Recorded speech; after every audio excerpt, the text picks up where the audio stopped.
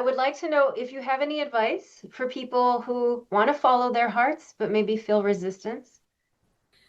To me, the most important thing is to listen to your intuition, even if it seems really illogical, because to follow your heart is not a logical process, I found. It will a lot of times look like the craziest thing you could ever do, actually, in a way, I think. Or like the most mundane. Like, for example, when I started just making pots, but now it's feeding me so much too. And I think that it's the most important thing is to listen to yourself, like against all the other noise or what people say you should do, is to really just listen, like what makes you feel light and good, what gives you joy, like listen to that. There's like a real, I think deep down we're supposed to go towards our joy. Mhm. Yeah. Yeah, I love that I love how your grandmother became this inspiration for what you're doing now as well. I love you're drawing in so much of what you love, your love for the planet, for water, for Yeah. balance in nature, and just yeah, it's amazing, I think, what you're Thank doing. you, Beth. Yeah. And like what's amazing to me with my grandma is that she 45 years later is still inspiring me just by having joy in her garden. Mm-hmm. Think about it. She's just in her garden feeling joyful with birds. And that 45 years later is a guiding thing for me, which shows to me how important just the simple thing of like enjoying moment with a bird. Like that's amazing, isn't it? That that can guide for that That's long. alignment, isn't it? That's alignment. Yeah. And that like life does not have to be that hard. Like it's a beautiful thing actually to if we can get back into our joy with nature and connection, I think. Yeah, I'd just be curious what you have to say, if you have anything to say, about distinguishing between fear and intuition. Oh, fear can be intuition. Fear is intuition too, right? Yeah. The thing with fear is that I believe it shows you something. It shows you somewhere that you're, it shows, it's like warning, right? Like when I left the US, I had a lot of fear inside.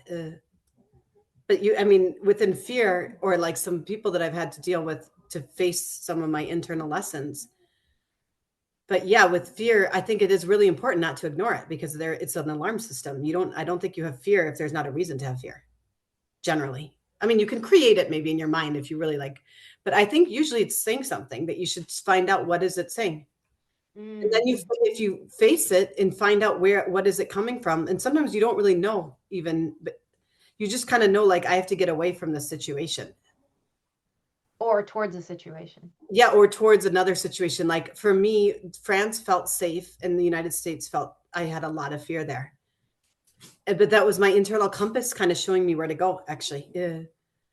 And but you then I do think that you have to take action with it. Like you have to look and say, like, where is am I being pointed to go towards?